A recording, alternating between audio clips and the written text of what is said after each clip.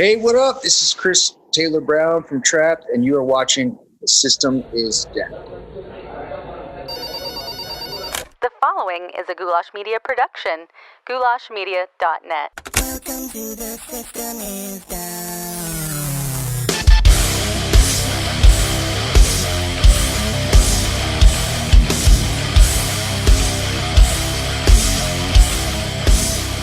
What is up, Downers? Welcome back to the least comfortable show on the web. It is, of course, The System is Down, where we talk about all the uncomfortable topics like conspiracies, politics, and religion. The things that are politically incorrect or taboo, things that go bump in the night, things your family prays you don't bring up around the Thanksgiving dinner table. If you are new here, welcome to the show. Go find the person who invited you, give him a big #MeToo kiss on the mouth and slap on the rear from you and from me, because I appreciate you being here and because you're going to enjoy it, and I know you're going to enjoy it because today I'm talking to the one and only Taylor Brown, Mr. TRAPT, from the band TRAPT, the vocalist of TRAPT. If you're not familiar, go check them out. It was a fun conversation, and if you'll notice, things are a little different this morning. I am driving while doing this intro. It is Sunday morning when I'm recording this. The episode might be a little bit late coming out, but it's been a crazy, hectic couple of weeks. For those of you that don't know, I am working on the Joe Jorgensen campaign for Joe and Spike, the Libertarian presidential candidates, and I'm doing their video ads, so that's been eating up a whole lot of my time, which is fine because it's a lot of fun to do. But yeah, a little late putting this stuff out, but I will continue to put them out and have them to you. There are just a few more important things sometimes. So here we are. This is late, but it is Taylor Brown of TRAPT, and if you haven't heard, the episode a couple weeks ago, I think it was 4 or 5 weeks ago, was the conversation between Spike Cohen, the Libertarian VP nominee, and Chris of TRAPT. Just, semi-debating, not really debating, political policies and stuff like that, because Chris is a big Trump supporter. So, I sat in and kind of moderated that conversation, and then I hit up Chris, and I wanted to have him on after, just for a solo chat between the two of us. I guess that wouldn't be solo, that'd be a two-person chat between the two of us, and that's what today's episode is. I don't need to set it up too much. It's a conversation about his online demeanor. It's a conversation about his political views, why he thinks that it's worth speaking out in favor of Trump, why he is a Trump supporter to begin with, and how it affects his artistic process.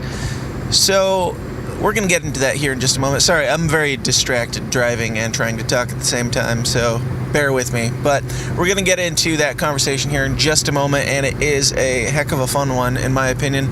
But before we do that, I got to remind you guys about the Downers Club, our sponsors. You are our sponsors. I think we've got a couple new people in the Downers Club right now, but I'm driving, so I can't read your names off.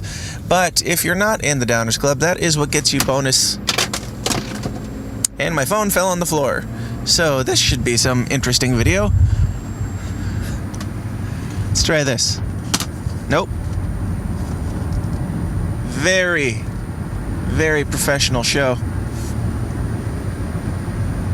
You guys in the Downers Club, and your money is what goes towards apparently me getting a holder to put my phone in while I drive, so I can never stopping and keep putting out these episodes for you. But wow, that was a derailment. The Downers Club, bonus content every single week, helps this show, helps us get bigger and better, more beautiful every week, and helps keep getting bigger and better guests with people like Taylor Brown of TRAPT. So check it out, support the show. If you like what you hear and you want to hear more, go to patreon.com/The System is Down, and you'll get bonus episodes of this show every single week. Also, we are sponsored by Brave Botanicals.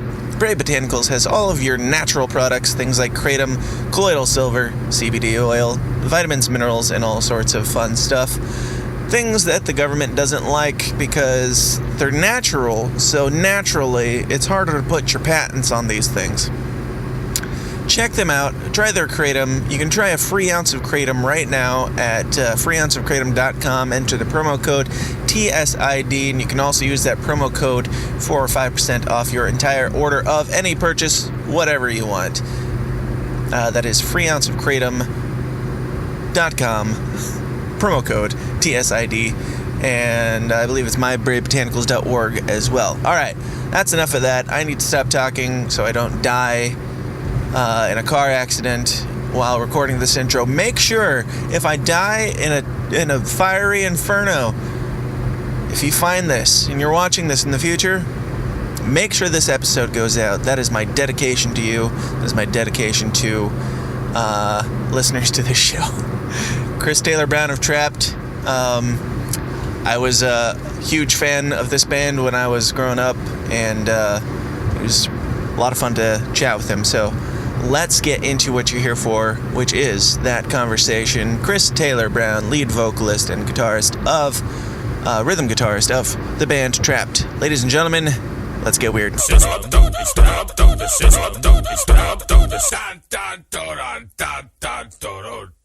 My guest today is vocalist, guitarist, somewhat controversially outspoken social media user, some would say, the one and only Mr. TRAPT himself, Chris Taylor Brown. Chris, how's it going, man? It's good. It's good. It's a good time to be alive, just because it's just so great. Yeah, for sure. So you're faring out the storm of 2020 pretty well? Yeah, man. This lockdown thing has really, I think, made everybody look at life a little differently and what's possible. Mm-hmm. I think it's made people go like, wow, so if they can pull this off, it wouldn't take much more to, make us completely, locked down. Sure. for forever. So it's pretty disheartening how easily people let their freedoms be taken away. Absolutely. How has it affected you guys in the band? Just with the main thing being the touring, being able to go out there, play shows and connect with your fans and see them and face to face and all that good stuff. So that's been a big deal. Obviously, we did Sturgis. So lame. How many people gave a shit for that? Like, how could you put people's lives at risk and all this stuff? And it's like, this virus is a 99.7% survival rate. Sure. If you're under 50, it's not as bad as the flu. Mm-hmm. Regular flu, everything that comes every year. And it's like, people talk about science. It's like, they're not using science. They're not. They're saying that. But then you ask them, okay, so tell me what science studies and tell me what science you're using. And then they have nothing. So it's like, you're full. It's insane, like, that people can run around and talk about science. Yeah. It's like, you're not using science. Absolutely. I couldn't agree with you more. Before we get too deep into the heavy stuff, I always kind of like to get kind of a snapshot of people's lives so I can kind of get to know them before we, just have a chat. Tell me a little bit about yourself, even back to as far as like growing up, how you were raised, what kind of, like what your family structure kind of was and that type of thing. Yeah. Okay. Yeah. My parents was like, the dad who was working and the mom was going to school and also taking care of her kid, myself and another one, and went from that. And then she got a job, and they divorced 14 years into their marriage, and she became successful. He's successful. They were Republicans for the most part. That's what I always remembered them being. Mm-hmm. My dad was the kind of guy who was like, my dad talked to me about politics. He just brought me to the voting booth one day and said, "You see this red lever? Just always pull the red lever." So, sure. But my dad and I have good, great conversations with economics and politics and all that kind of stuff. So it's not like just blindly believe one way. And we're both of the mind that smaller government is better. Sure. It's better government. Less is more. when Absolutely. we're talking government. So, that's the thing. It's like, always had that mentality that, get out of our way and just let us live our lives. And that's the best government we can hope for. It's just some people, they can't allow other people to do that. They got to have their hands in everybody's. Right. And it's just, I don't think you're ever going to get rid of those people. So that's why we do have, a government that gets bigger and bigger and bigger, Absolutely. You're going to keep trying to drag us right into the topic, aren't you? In your upbringing, did you have, just out of curiosity, it doesn't have to have anything to do with the topic, but did you have any like religious kind of background or anything like that? My parents didn't really, they're, my grandma's pretty, on my mom's side, Mexican woman. It's very Christian, very religious. My dad's side, I'm not really sure if my grandparents on his side were. I think they were Christians or whatever they were, but not, didn't really care that much about it. So my dad's side, he himself just, never pushed religion, never really followed a religion. I mean, I went to church with my grandma, a dozen times probably when I was, single digits, 6, 7, 8. Kind of thing. So that's as much religion as a really. The only thing I know about is just what I've learned and studied, and I think religion has a lot to do with philosophy. So it kind of goes in that basket for me. Absolutely. So do you have any leanings religiously now, or just kind of go with the flow? It's like it's hard for me to say that I know anything. I mean, that's the whole point of faith, right? Like, I believe this. I don't know any of it, so I'm not going to claim I do one way or another. Like certain things I feel like I know about, just because I can research it and read it and comprehend it and all that. But as far as the God thing, I think that because it's such a mystery, I tend to go more on the side of there's something out there. There's some kind of force, some kind of energy, or some kind of thing that we all ascribe to reaching a certain height or whatever. And so that to me is like God, like whatever the greater good is, the best version of who we are as people coming together because we're pack animals kind of thing. Like whatever, like Jesus would be the best version of a human being.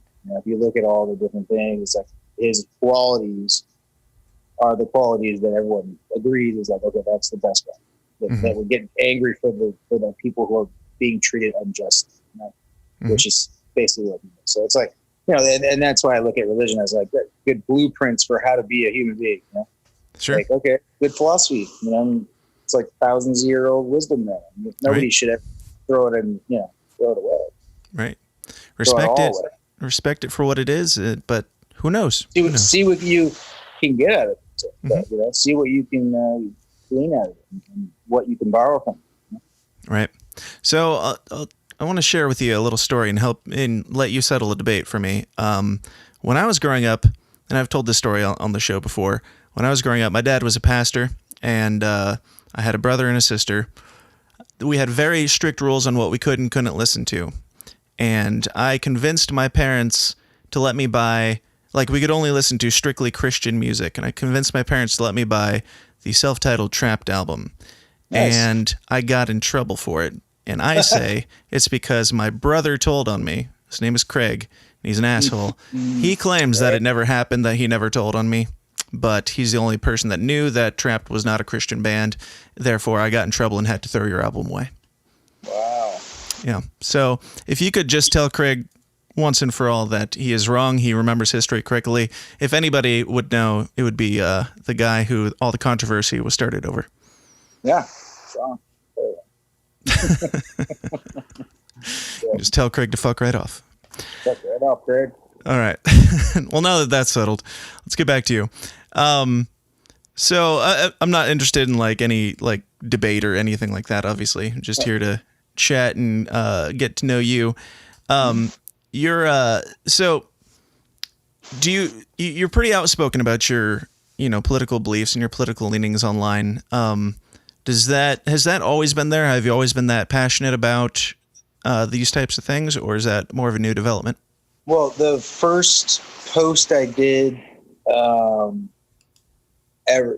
Facebook post that wasn't like a music post, that was more of a social / political post, was about Michael Brown when, August 2014, and, it looked really bad, it was 4.5 hours. We were sitting out there, and, it's not respectful of the body, but they were a crime scene in a lot of different ways, so they had to wait for the proper people to come and deal with that crime scene. Mm-hmm. But, obviously the media that goes, oh, well, he was going to be a valedictorian in college, and he was going to be, and then you look at the guy's rap sheet, and he was just came out of the convenience store, grabbing the clerk by his shirts and just taking what he wanted, and the fact that he just resisted and tried to grab the guy's gun, and the gunpowder all over his hand, and then where the bullet holes were, obviously he was charging towards the cop. Oh, the whole thing, right? So Sure. All that together, it was the way they portrayed it. There was no hands up, don't shoot. That was a lie. It really kind of made Black Lives Matter. It elevated them, that lie. Sure. And so that was the first thing. And I said, this is a bad problem if cops are shooting people in the back and all that stuff. But yeah, this did not happen on this time around. That you should not make this guy your poster child as the cause. This is the one we're going to put our eggs into, because it's like, you look back on it and it was like, well, it wasn't such a cold-blooded assassination, was it? Mm-hmm. And sure. It's like, it was like the same thing as this Floyd thing. I felt the same. It was happening. I knew the justification of rights was going to come, and it sucks that our country just has conditioned people into we can riot. Sure. Yeah. And it's like that doesn't end well, because it's at some point society goes, you know what, do what you got to do to take care of that mob. Sure. At some point, I'm not sure. I'm not saying we're there yet, but I'm just saying it does not. There's no way it ends well. Yeah. So, yeah. So what kind of push? I mean, what made you decide? It's time to make Trapped into kind of a like our professional page into a political thing, and to go down that road. Watching all the Green Day and Pearl Jam and Rage Against the Machine and all these bands, Corey Taylor, Slip-On, and also just rip on Trump. Say any of our fans that like Trump, you're a piece of shit, all that stuff, and just like that's it. That's just the way it is. Nobody's gonna stand up for Trump supporters. That's just the way it is. Trump supporters have to deal with that, and the other side gets to just nail Trump all day long and his supporters by extension. And I just got sick of it in the middle of March this year, and that pandemic hit, and everyone started blaming Trump for it when he shut down travel from China at the end of January, and then he called racist for it and xenophobic and all that stuff, and then he shuts down the middle of March, and everyone comes home from Europe, and that's basically what started the first wave. And then the second wave was 2 weeks of protesting the George Floyd period, obviously. It's just so much insanity this year, and it's like, and I think it's because of the Trump election year, the second one. They think if he wins this next 4 years, he'll fundamentally change the culture of the deep state, which is what he's doing right now, hiring and firing and churning that over. They don't want him in charge of that. They don't want him and his people that he's putting together to be in charge of that. And that second 4 years is when you can really remake the country. The first 4 years, you're just trying to, figure out what you can do and all that stuff. And the Obama administration did everything they could to put as many roadblocks in front of Trump as they could for 3.5 years. So I just hope conspiracy theories is what we call them. Well, I mean, if you know anything about the FISA warrants, and how fraudulent they were, and that FBI used the fraudulent FISA warrants and briefed the Senate and the House with these lies when they knew they were lies for a year and a half, and then they still said it was true. That's lying to Congress, lying to everybody. I mean, it was just lie, and using those lies and then spreading them as rumors through the press, like, oh, here's what's happening, as if it's true, like making up a lie and then putting that out there to the press. That's what they would do, the Obama administration, so that they would discredit the new Trump administration. Mm-hmm. And it's just, no one's ever done it in the history of politics. And so Trump, he didn't get a fair first term.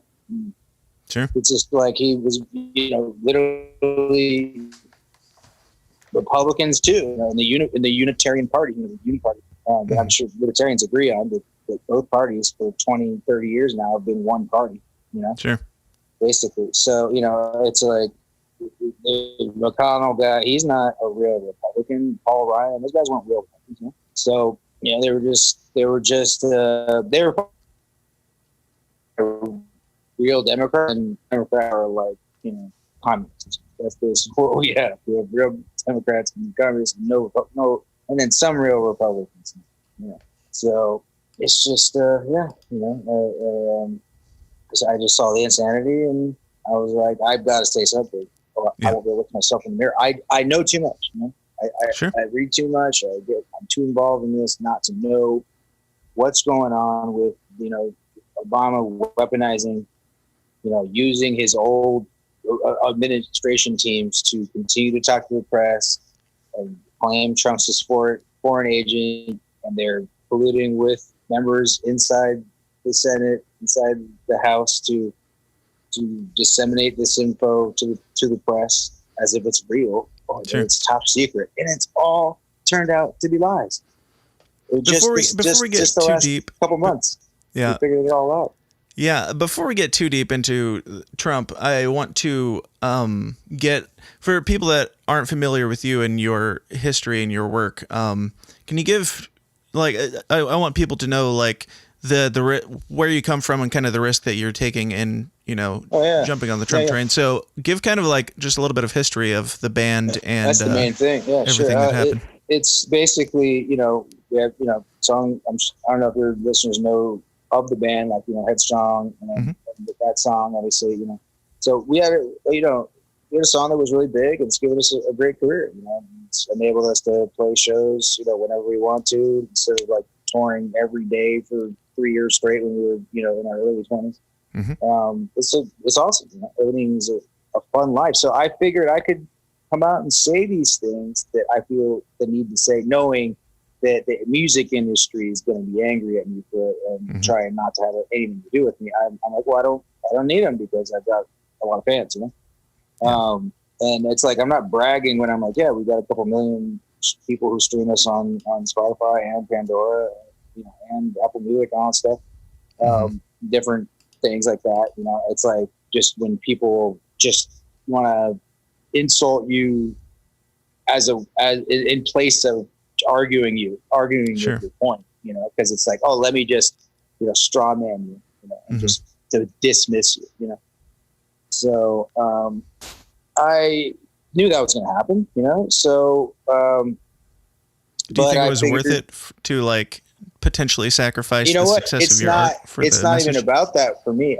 I would not be, if I just stayed silent while all the lies were being told about Trump, and media was just so one-sided, and all the music industry, entertainment people were influencing people in only a one-sided fashion. I wouldn't even be able to live with myself if I could sit back and watch that and do nothing about it. Yeah. So it really doesn't matter like what the consequences are. But the good thing is that, we haven't lost many followers. I mean, Pandora, maybe 10% of people, and on Spotify we're up 10%. Sure. So, and maybe that's just because Pandora's, not as popular or something. I don't know. But we haven't, in the grand scheme of things, it's the same people who were listening to it before I started speaking out.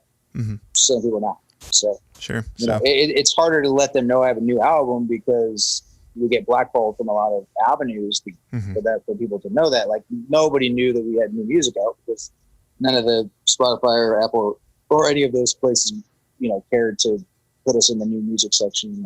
Even when bands that are not, they're new and haven't done anything in the music industry are right there in the new music section. They blackballed us. So that was an obvious, like, you're not, we're against free speech kind of thing. We're against your speech ethics, you know? Sure. And so, you know, the left gets to decide, I guess, what is and what is not hate speech. And so that's, you know, though there's been no real consequence. I mean, we sold about half the albums as our 2016 album, but albums are down 50% across the board anyways, you know? People stream more now, you know? And so we're doing good on the streams, almost 2 million on the album. It's been out for a month or so, and we're coming up on 4,000 albums sold, and I think we're going to get to 10,000 albums and 20 million streams by by the end of the next year or year after that. You know, so we're good on that. And I just want to, about the whole point of this is to make it so other people speak up. That's all I'm trying to do is normalize speaking out, so that people go, oh, look at Chris from TRAPT, he's melting down. It's like that's what coming out and saying the things that I believe in is to them, is melting down. So, I'm just normalizing that, because obviously anybody who comes out and says that, you're going to be laughed at and you're going to be told that you're crazy, and that it's like the same thing. I'm sure that when people are like the earth is round, and everyone's like, no, it's flat, you're stupid. And, it's like people have been brainwashed pretty hardcore to think certain things about Donald Trump. So insofar as that, if someone accuses him of something, he's done that. And then if you support that, you're just as bad. So it's like that kind of black and white splitting type of narcissistic, childish thinking. It's doing America in. It's too many people who think that way, like a child. Black or white, I hate, bad or good. Bad, good or evil. It's childish. I do agree. Do you like? I mean, a lot of what people have had issue with is like you eventually result to name calling or like getting on the defensive a little bit with these. So do these other people. I'm only right. But do you regret any of that? Do you regret like? Well, yeah. I would love to be perfectly unemotional. Sure. and never get mad. Right. But if some loser wants to say your band sucks and you've done anything we love, trying to ride the coattails of your song. that sums me up really well, and I totally love the song and I'm proud of it. Sure. I just want to point that out. That, who are you to go after anybody? Yeah. And it's like I see that all day on social media, people ripping on other people when, and it's just to elevate themselves. They're empty inside and not feeling very good about themselves. That's why they're sitting on Twitter looking for chances to troll and bring someone else down and bring themselves up in the process. Temporary, moments of joy for them, I guess. But I'm there to try to call it out and go, no, I'm not going to give you that joy so easily. Yeah. So, and at the same time, just pointing out the hypocrisy of the left. That look, the right, the Trump supporters don't do what I'm doing and what the liberals that are coming after me are doing. Just me and them. So, the Trump supporters don't do that. No, barely anyone of them do. But the left does that like crazy, and some of the libertarians too. And they're crazy about it. They're rabid, and that's just wrong. That's just the wrong way to go about this stuff, because that will spill over into violence. All mobs are rabid eventually. Yeah. If you give them enough. I mean, I'm amazed that there hasn't been like a lot of deaths at one time, like fighting the cops or SWAT or maybe it's probably a good thing. Four students died or something. I can't believe with how many times they've had the face-offs though. But that's why I can't believe there hasn't been. There has been deaths and cops shot and killed and deaths. Don't get me wrong, but not like. I think a lot of the biggest talkers are just online, so they don't go out and do as much murdering as you would expect reading through Twitter comments. So. Yeah. I mean, but it's like the Kent State thing. You remember that? And the 4 college kids were shot and killed by the National Guard, I think it was. Yep. Yeah, like that. That was like it stopped everything for a bit, because it was like no one thought that could possibly happen. But look, it's like you're egging these people on who have a gun, Mm-hmm. you know, and I think some of the young people think that they're invincible, and I feel like old as fuck saying it like that. But you know, it's like they're like, oh, they'll never do anything to us and whatever, you know. But it's like if you throw a bottle at them, you hit one of them wrong, or they get scared and they shoot off, and then one of you guys has a gun in your group and you shoot back, you're going to get mowed down. Sure. And so I just that's inevitable. I feel like, and then it's like, whose fault was it? Mm-hmm. I know the libertarians be like, it's the cops' fault, but it's like, No, not necessarily. It depends on the situation. Yeah, and that's probably something good to talk about. Like, at some point, the mob and either National Guard or cops or a combination of it or whatever will face off. Mm-hmm. They're going to face off, and someone in that crowd's going to have a gun. Right. So as soon as that person even shoots into the air, like someone could totally be a false flag kind of thing, you know, Mm-hmm. and hide easily amongst that group. I would just shoot into the I air. tend to suspect that one's coming very soon. Yeah, and have it in that person having like bulletproof vests, shoot in the air, and then get out, and then just run away. Sure. And then you have cops in that mob now trading fire, and the cops, you know, like that's going to end so badly, and then people are going to go the cops back. Mm-hmm. At least half the country will, you know? Because it looks so bad, and it's like, what do you do against an unruly mob that might be armed? Yeah, I don't know. I have problems with both sides. I certainly have problems with rioting and murder on either side. So, yeah, it's a tricky situation. Do you have, like, what do you think the solution is? Do you think that more policing is what we need right now, or do you think that there's a better so solution? here, that's my thing is so I think that when you're dealing with this, you cannot embolden these mobs. You've got to dominate. That's what, like, the Trump and Barr was saying, that like you got to get the upper hand, and the way they worded it was dumb. You should never word things like that, because then it gets to the press, and then people are, oh, look, see, they just want to dominate other people. What they mean is, like, get in front of the situation so that the mob doesn't keep gaining ground and getting territory and feeling like they're winning. You know, Mm-hmm. It's like then it becomes this war mode that everybody gets into, and you know, it's like you got to like stop that before that mob mentality becomes out of control. Mm-hmm. And that's not what happened this last time around. You can't like let the mob get off steam and let off steam like that. You know, be like, oh, they're letting off steam, let's just let them do it. That's just going to make the next time worse. And this last time in Chicago, this last weekend, where there was riots and all that stuff, because one of the people in that neighborhood was shot, and he was armed. He was armed, and he shot the cops, and then the cops shot him, and he was injured. I don't know if he died. You know, I would think he died if there was a big old riot over it. But now they're so emboldened that they're going to riot even if one of their buddies is shot and killed who's armed. So that's insane. And then that's media enabled. Sure. Media enables that. I can agree with you on the corruption of the media 100%. I just think the entire situation, every single riot / protest / loot or whatever is going on, unless I'm there, I don't even trust the media, because the left-wing media says they're all peaceful protests, the right-wing media says they're all riots, and I'm guessing a lot of them are peaceful, but they're not covered on certain ones, and the riots aren't covered on other ones. Like, both sides are corrupt.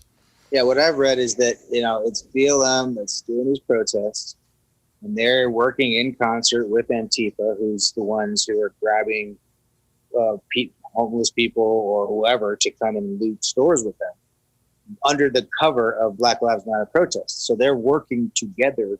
It's not like Black Lives Matter, as they're protesting, is just, Antifa's just come along and they're doing whatever they're doing and we can't do anything about it. It's like they know what's going down. You know, It's not like they're surprised when they see Antifa people behind them, possibly breaking into stores and stuff. I mean, we have video evidence of actual peaceful protesters, like the dude with the gas mask and the umbrella who broke the window. He was a protest. They actually found out who he was, and he's being tried for it now. And he was actually a white supremacist who has like a swastika on his back and shit.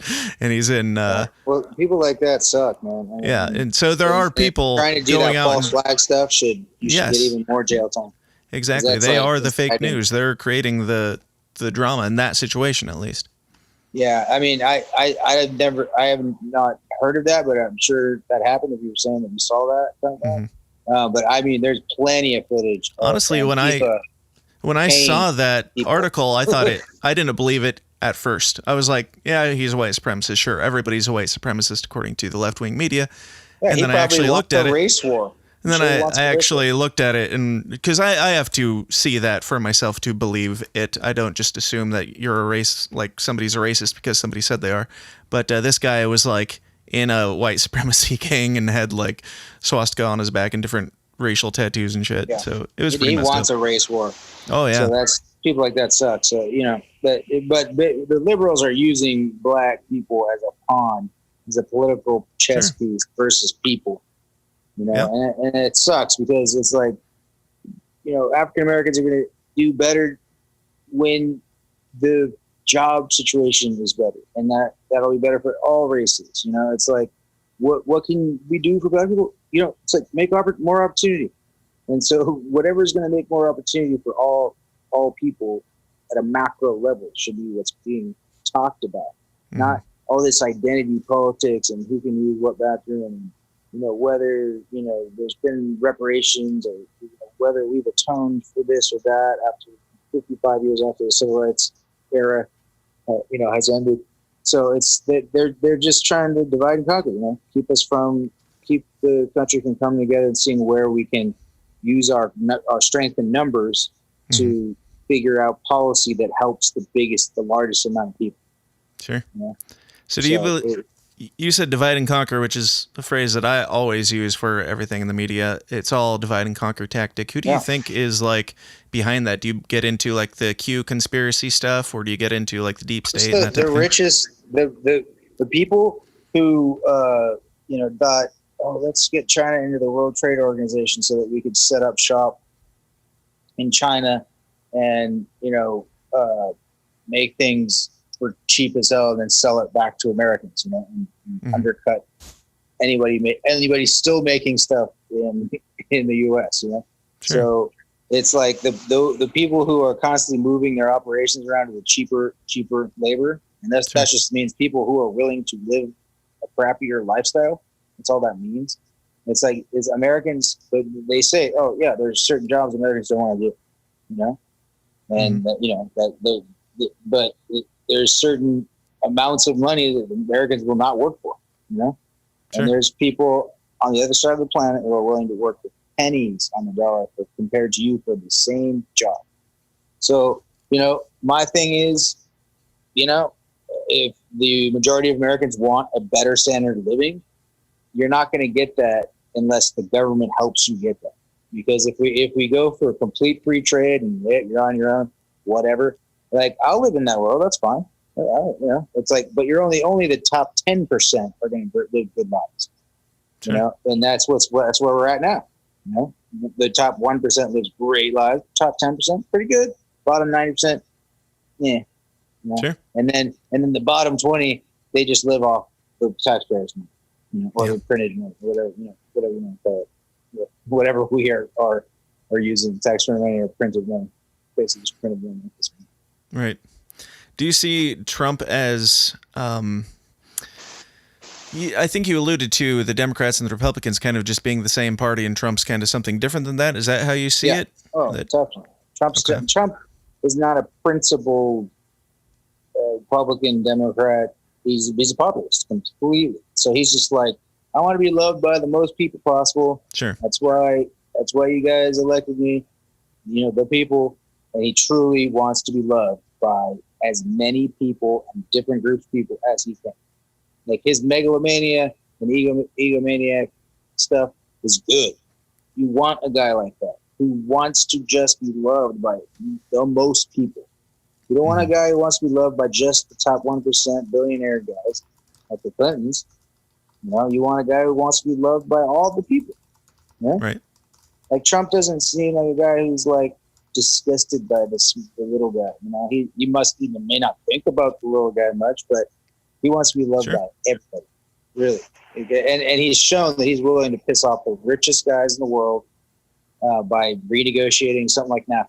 You know, that's not what the richest people in the world who wrote who wrote NAFTA in the first place, and then had their puppet politicians sign it into law. Mm-hmm. The same people who own our mainstream media.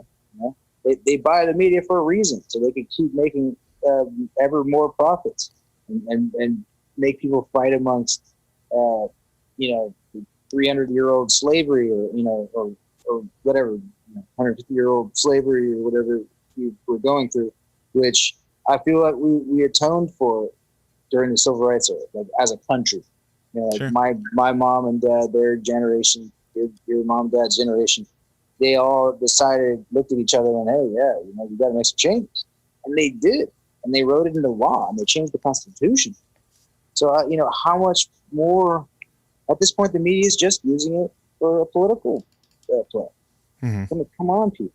Like, you're being totally brainwashed to live in another time period. Sure. So. Yeah, it's bizarre, for sure. Now, do you believe that the system is fair or the system is rigged for whoever wins the election? I don't just mean now. I mean in the past. Do you believe that our votes really matter and actually appoint who gets into office? I don't think that. I think that for a while, both parties had the same goal, and that was to make a lot of money in as like most dishonest fashion as possible. It's like these people have no like pride in making money the honest way. It's like, let's see how we can manipulate and use the government to screw our competitors. That's the American way. It's been like that since the beginning of America.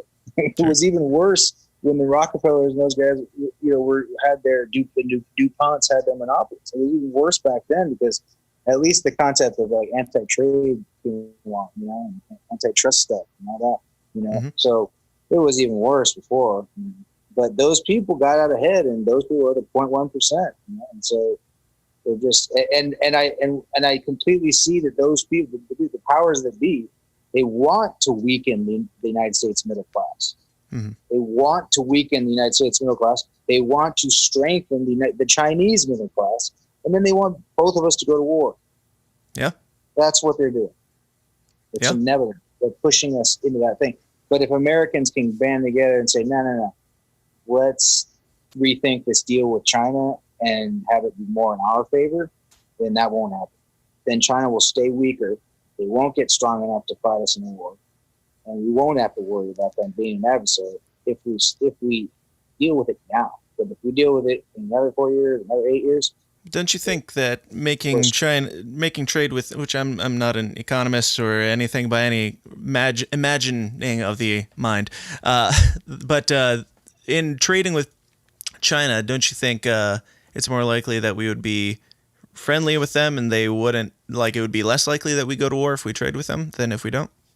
Yeah, of course we want to trade with them, but at this point, we have a situation where they feel they should get all those perks that the big multinational corporations wrote into the deal so they can get them done quickly, so they could set up shop in China and treat the people however they want to treat them, and lower human rights standards and all that kind of stuff. That's what makes things cheaper. Sure. You got the lower regulations, human rights standards, pollution stuff. And then the lower cost of paying the people because they can live off so little. Mm-hmm. So, it's just, there's, those people, it's so obvious to me. It's like a total evil game. It's like, just a few families that are like, they buy both sides. So every politician who has a shot at any office, they bought that person. So Trump is literally the only guy who doesn't have that. I'm sure, Joe Jorgensen and Spike Cohn, I'm sure they don't have that kind of conflict of interest because they don't have huge backers. They don't have huge money backers, but at the same time, they don't have the name recognition either because they don't have the big backers, you know. Right. So Trump was literally the only guy who could have ever tried to run for president, other than, you know, maybe like Mark Cuban or something. But it's like he's totally with the Clinton Biden program, Mm-hmm. you know, that guy. So it's unbelievable that only one guy, you know, Trump, decided to go, I'm going to renegotiate these trade deals. Sure. The 0.1% would just rather keep the same. Mm-hmm. I mean, that alone should tell everybody that this guy just wants to do what's best for the majority. Like it's like everybody thinks, no, he's an evil person and all that stuff. It's like, dude, everything you're hearing about him wasn't said before he ran. Mm-hmm. First of all, that should tell you something, and then second of all is who is saying this stuff. The same people who own the people who would get screwed by the new trade deals. It's like, because they own the press and they own the biggest multinational corporations. So that's what it's a game of, you know, these people thought they had the game wrapped up, and, you know, at some point they were going to, you know, bring two huge powers together for another world war. And literally they've been, our policies make our education horrible. You know, our people are not very educated very well. And the trade policies reward people for setting up shop outside the United States. It's like both of those policies together screw the middle class of America. You know, so it's like that's got to be by design. Sure. You know? It's so like, you know, like ingenious, like devilish. You know, Mm-hmm. it's like they really have. You know, like I've heard it's like there's been a plan. You know, this is the plan for decades. And, Sure. and it's really happening that way. And letting in a bunch of people who low-skilled, low-educated immigrants from south of our border will overwhelm our welfare system. That's the Cloward-Piven strategy, the Saul Alinsky school of thought, you know, in the 60s, the radical, you know, communist stuff. You know, so that's what they're trying to do. Is like they changed the focus of immigration in 1965 from Europe to south of our border, to, you know, South America and Mexico and Central Sure. America. And it's like, why did you do that? In the name of like diversity and like giving those people more of an opportunity and all that stuff. But it's like, no, the real reason was to get a bunch of people in here that you know they're going to need help. They're coming from governments that have that social contract already. So the reason why we're heading towards socialism is because for 30 years we've let in socialists, and their kids are socialists all the way.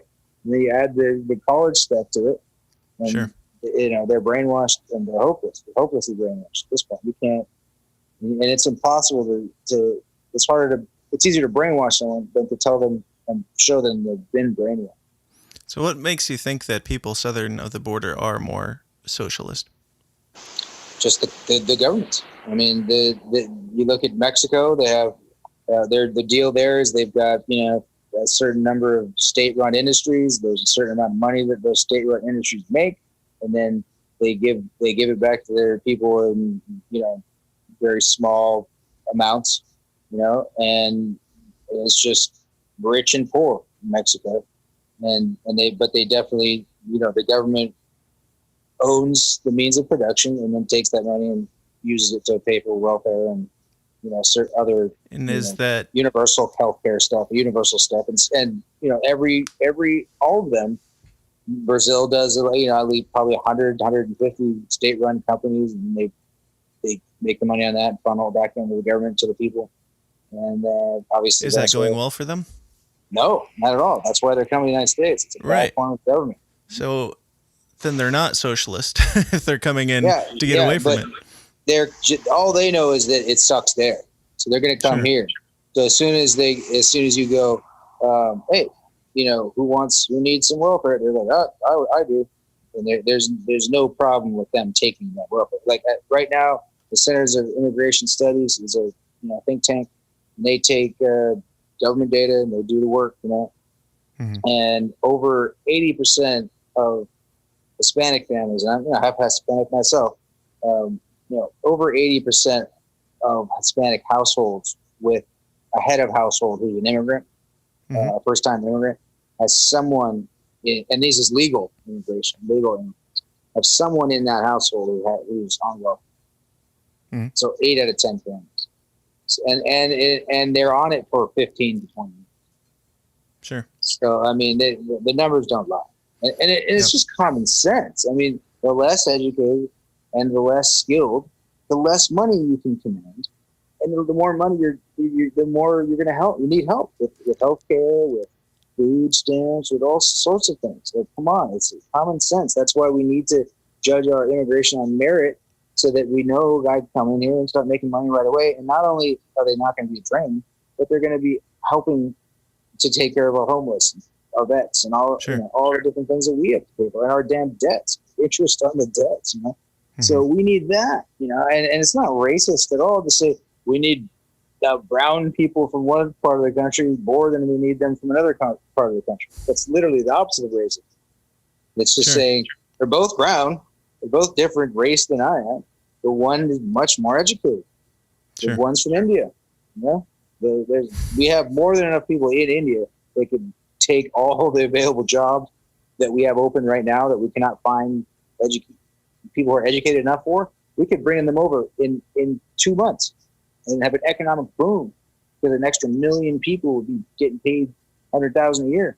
That would be huge. If you took like, as a libertarian, I think that ideally it would be great to have open borders. Ideally, like on paper, same as like anarchy. Yes, it'd be wonderful to have this utopia where everybody got along. Everything sounds great on paper, but when you put people into the mix, it's much more difficult because of humans. But if you take, if we got rid of the welfare state, if we took welfare and out of the taxes completely, or taxes altogether, for as far as I'm concerned.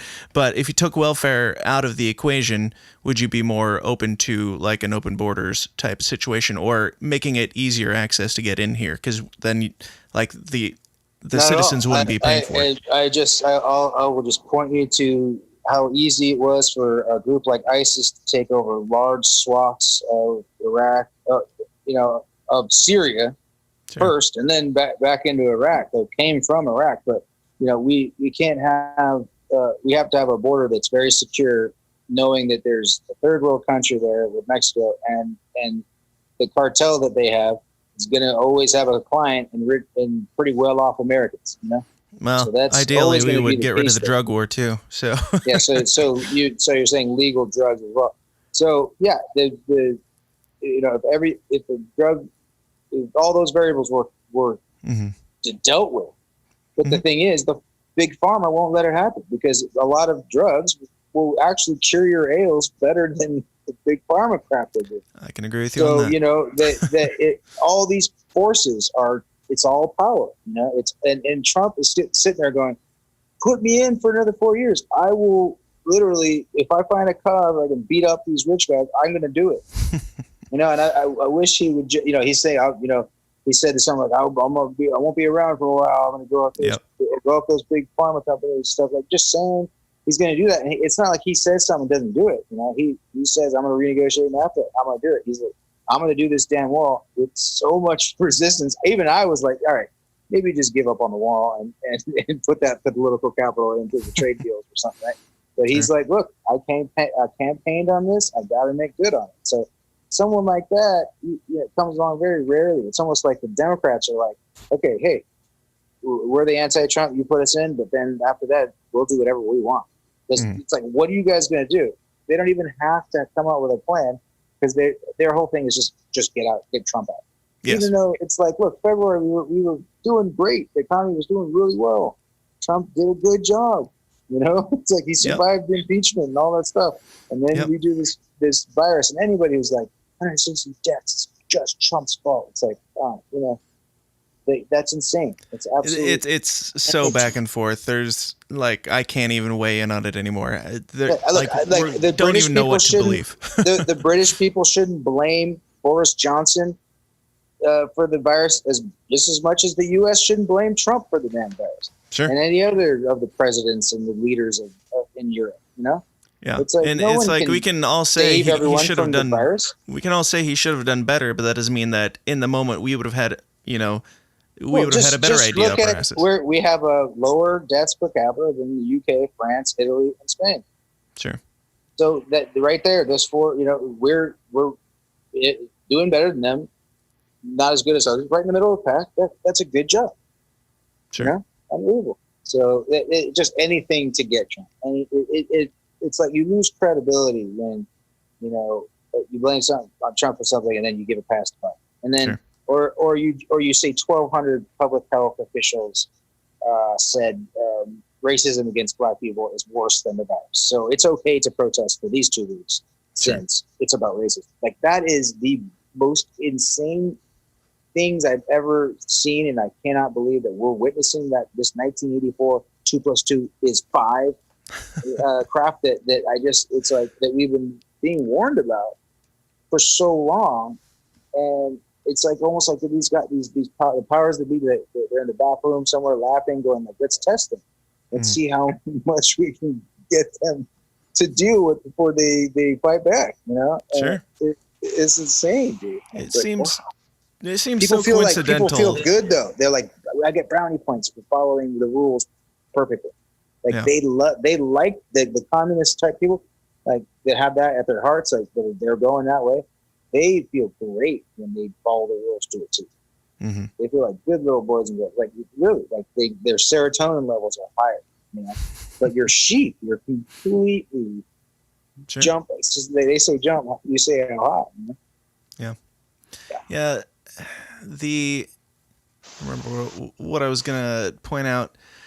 Oh, it just seems very oddly coincidental that the whole country is on lockdown for 3 months. Everybody is like heightened awareness and everybody's ready to snap, and then race relation issues happen immediately after. I'm a bit of a conspiracy guy myself. I'm not saying that George Floyd didn't die. I believe that he was murdered, but it does seem a little coincidental that it happened immediately after. So everything blew up right before the election and all this shit's gone down.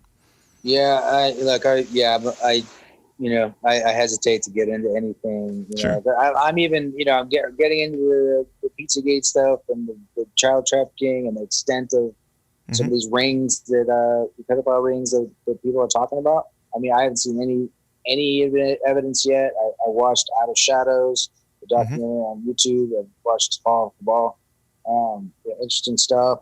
So my thing is like, well, if these rings are going down and getting arrests, where's the numbers? Somebody should be tallying this stuff up, comparing Trump versus anyone else. If Trump's doing this, he should be bragging about it. If you're going to brag about something, brag about this, man. Come on. Yeah. So, I'm just following along with that a little bit, but, I'm not an expert in that at all. So I would never claim to be an expert on that. Liz Conklin, I guess, is an expert on that kind of stuff. So I've been told to follow her and all that. But if there's some serious pedophile things going on, whatever we can do to stop it, right? I mean, come on. Yeah. So it's just a matter of if something is this conspiracy stuff, we need to have the hard proof. I was talking about the FISA stuff and the Obama administration spying on the Trump campaign, and you're like, oh, that's conspiracy theory. It's like, no, this is not conspiracy theory stuff. This is literally Obama falsifying an application for a warrant to spy. I would say Russiagate is more of a conspiracy theory than what you're talking about. No, I'm talking about Russiagate. Right. I That's mean, literally what I'm talking about. Them making it up. It all happened. Yeah. I'm saying that it's a conspiracy theory that it happened. I don't believe that it happened, honestly. What do you mean? That Trump colluded with Russia? Yeah. Oh, yeah. It didn't happen. It was all made up. And they knew it. That's the thing. They're trying to say conspiracy theories. They're trying to say it was Russian disinformation. Yeah, they're trying to say, oh no, the Russians just lied to us, and we just thought that was true. No, guys. In January 2017, the FBI sent people to interview the guy who came up with everything on that dossier, the Steele dossier, and he said it was all bull. And then they still used that thing a year and a half later. So everybody knew that thing was bull. And they used it to justify stuff even into the summer of 2018, and so that taints the 2018 midterm election big time. Sure. Because if what we know now came out right before that, there's no way that the Democrats take the House. The whole point was to try to get the Democrats into the House to try to impeach Trump, and they really got close, man. It was like, that's a dictatorship. I mean, Sure. the way that those lawyers took over the Justice Department, and with Mueller and everything, they basically took over the whole thing, and anything they wanted was done. If they wanted someone to falsify a signature or change a word in something, that they would do it. You know, no illegal thing that they could do did they not do. You know, Sure. that's. Yes. I want to keep going a little bit longer if you're down, but we're pushing close to an hour. If you need to go, you can, or if you want to stick around, we could do some bonus. Yeah, you know, I'm down to do a little bit more if you want to do some bonus stuff. Yeah. Okay, cool. Let's wrap up with this. Like when you're promoting Trump on your page, when you're putting this stuff out there, do you have any concern that it gives Trump people a bad name? Because like it feeds into the narrative that Trump people are angry and unbridled. Like Trump, they claim Trump is. You know, if I can only be me, you know, and Sure. And Trump himself also, you know, when but here's the thing: look, everyone acts, you know, gets pissed and you gets emotional when someone gets under their skin, and I'm just proving that. Like there's part of it that's just a game, Twitter, you know, the shitpost Twitter game, Sure. and you know, to a little bit of a degree on Facebook as well, but mostly Twitter because that's where all this kind of started. Yeah, so it's like no one is on a higher moral ground than I am. Sure. They're on the same footing as I am. So, and I just want the left to everyone to look at the left, the Trump supporters and people who are on the fence to go for me to go, look, Trump supporters don't do this. Only I do. And you see the aftermath, and you see what the liberals do over here. And I never go to anyone else's pages or any liberals' Twitter or pages and troll them. You know, Sure. I just say my piece, and then people want to come after me. And then, you know, I'm like, you know, they lie about my band or something, you know, ad hominem attacks, personal stuff, just to, you know, dismiss me, you know, in what I'm saying, so people don't listen to me. But it's not working. You know, the trap page has just gotten, over the last year, has gotten way more engaged than it ever had before. Sure. And so by probably 10 times the engagement that it had before, you know, a year ago. So people are got my back.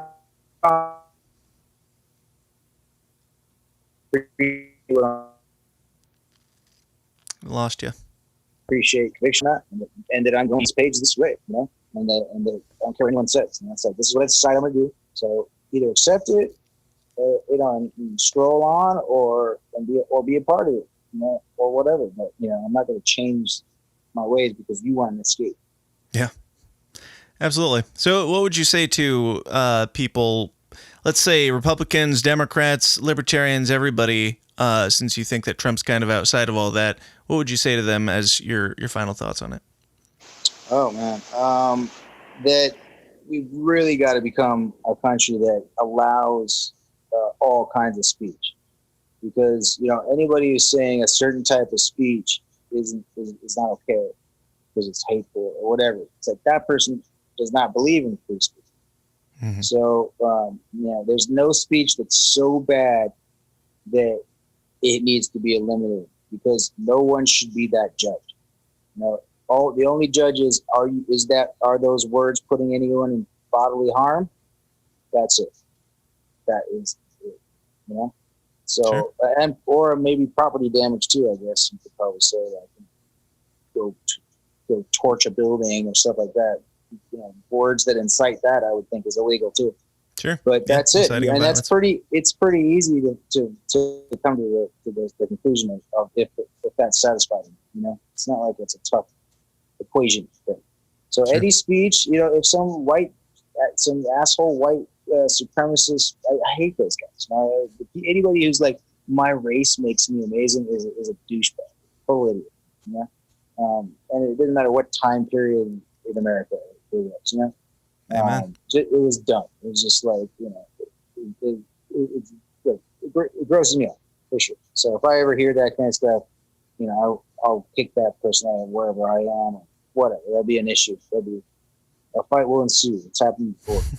But you've got to be able to allow those people to be able to say what they want. And if 200 of them come together in a park somewhere and CNN decides to cover them for 4 straight hours, don't act all outraged that it's the worst thing that's ever happened and that Hitler's around the corner and all that stuff. It's like there's 200 idiots that decided that all live in different parts of the country. We all descended on this one place, and there's literally 200 of them. Yeah, so come on, like they had no power, they had no voice, so just ignore them.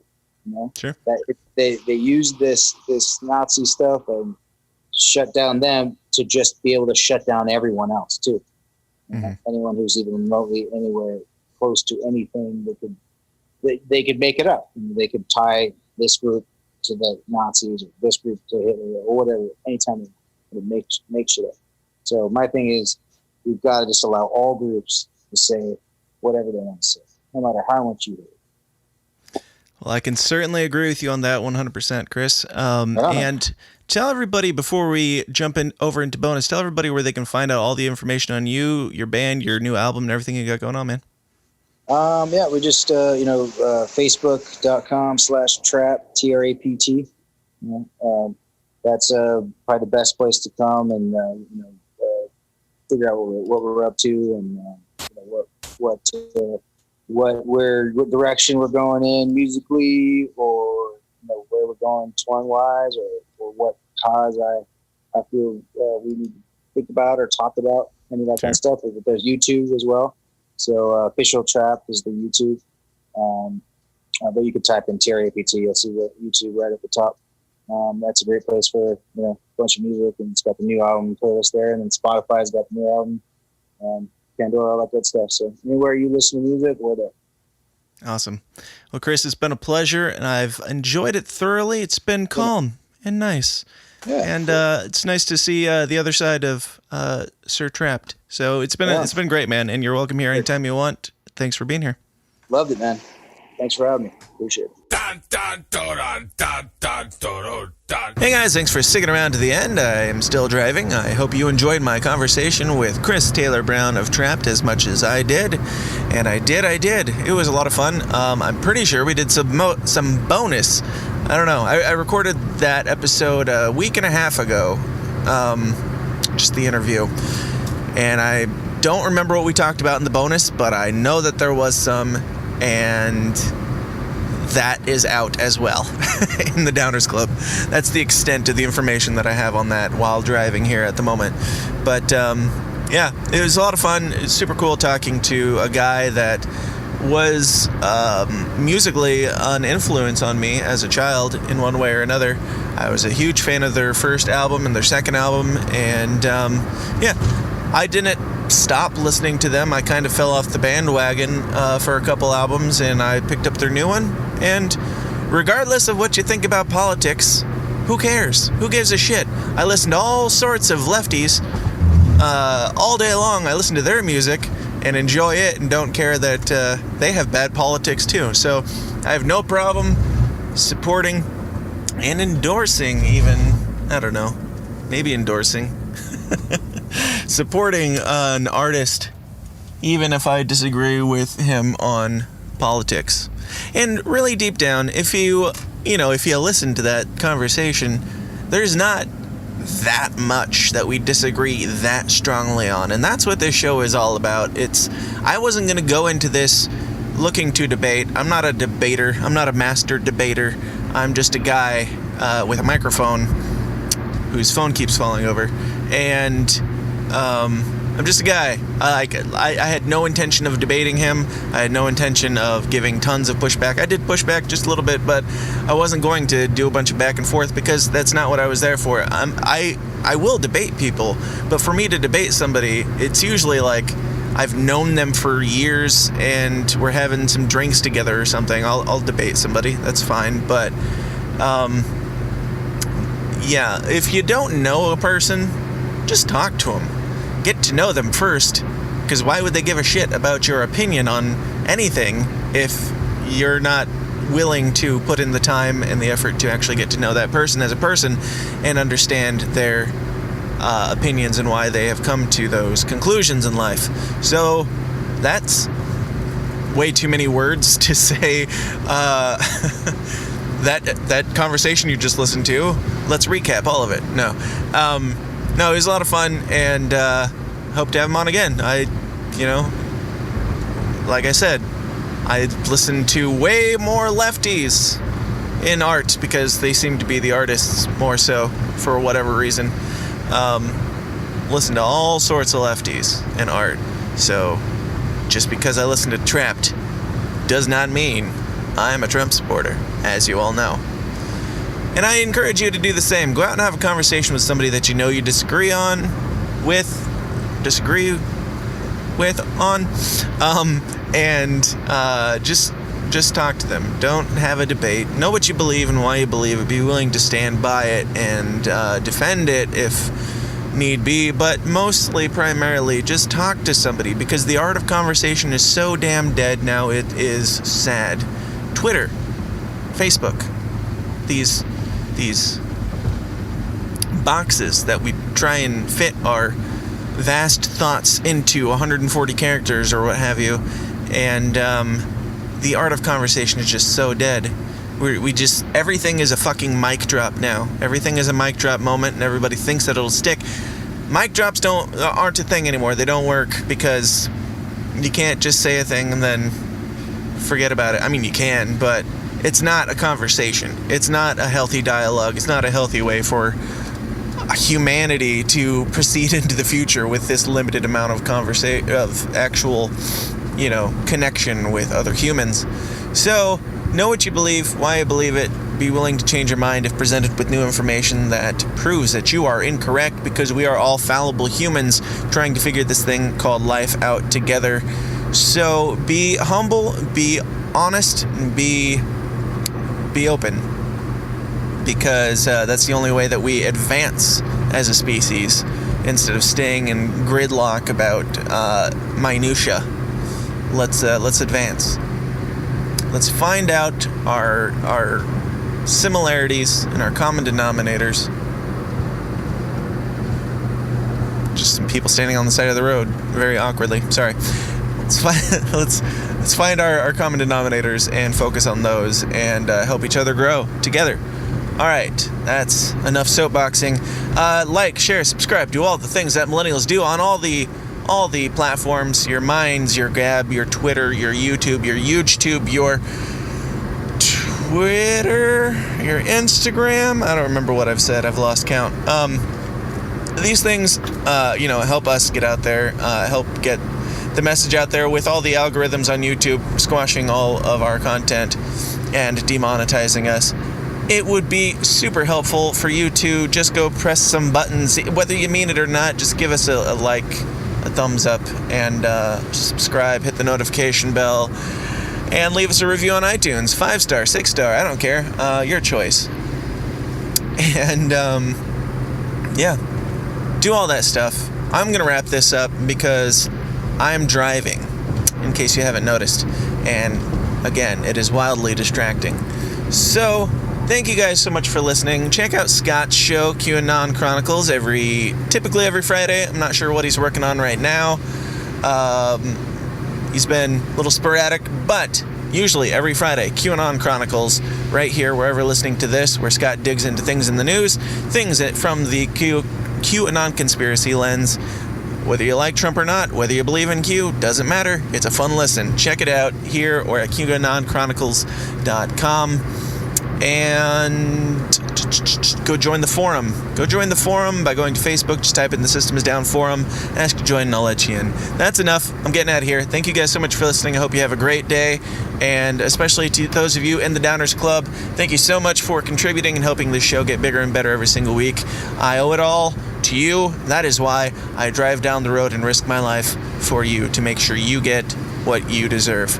So, thank you guys. I love you with all my heart, and I'll talk to you next week. Until then, please continue to question everything, stay uncomfortable, and I'll talk to you then. Thanks. This has been a Goulash Media production.